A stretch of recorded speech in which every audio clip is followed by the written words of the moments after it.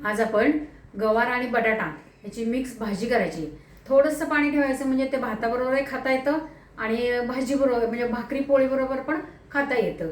आता काय करणार आहे मी, आधी पहिल्यांदा बटाटा एवढासा बटाटा घेतलेला आहे, तो पूर्ण सोलून घेते मी। आधी बटाटा पूर्ण सोलून घेतलेला आहे छानपैकी संपूर्ण।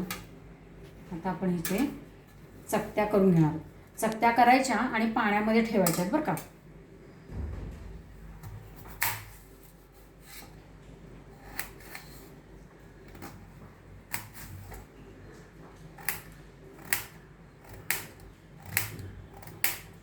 ज्या चकत्या केलेल्या आहेत, बटाटा चिरून घेतलेला आहे, तो सगळा पाण्यात ठेवूया आधी, म्हणजे तो काळा पडणार नाही आहे म्हणून त्याला पाण्यात ठेवायचा आहे।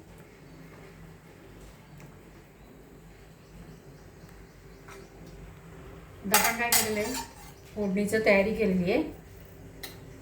नेहमीप्रमाणे फोडणी घालून घ्यायची त्याला। मोहरी, जिरे, हिंग आणि हळद तडतडायला लागली आहे, त्यात कांदा घालून घेऊया आणि कोथिंबीर। आता ज्याच्या लागणारं साहित्य मी काय घेतलेलं आहे, शेंगदाण्याचं कूट, गोडा मसाला, तांबडं तिखट आणि मीठ, हे सगळं नंतर टाकायचं आपल्याला। आता हे छान परतून घ्यायचं आहे। सगळे हे मसाले घालून घ्यायचे आहेत। सगळे मसाले, मीठ, शेंगदाण्याचं कूट, गोडा मसाला आणि तांबडं तिखट त्यात घालून घेतलेलं आहे। गॅस कमी केलेला आहे आणि त्याच्यामध्येच हे आपले बटाटे पाण्यातले जे आहेत ते ह्याच्यात घालून घ्यायचे।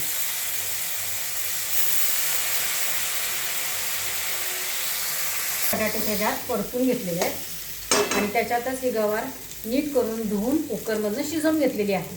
ती पाण्यासहितच आहे, ते पाण्यासहितच घ्यायचे। याची सगळी पूर्ण त्याच्यात पोचून घ्यायची।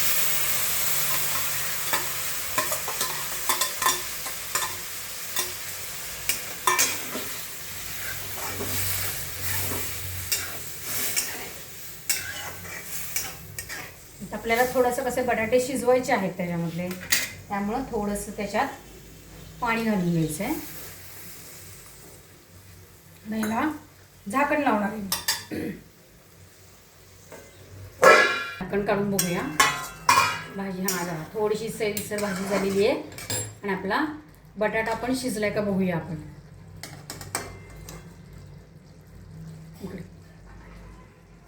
बटाटा पण छान शिजलेला आहे। अशा पद्धतीने आपली भाजी करायची।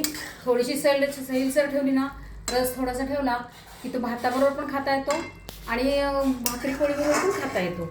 अशा पद्धतीने भाजी करायची आणि खायची। ती जास्त तिखट नसल्यामुळे त्याने जळजळ होणार नाही किंवा काही कुठलाही त्रास होणार नाही। असे छान घरातले पदार्थ भाजी आमटी करायची, खायची आणि लाईक, शेअर, सबस्क्राईब करायचं।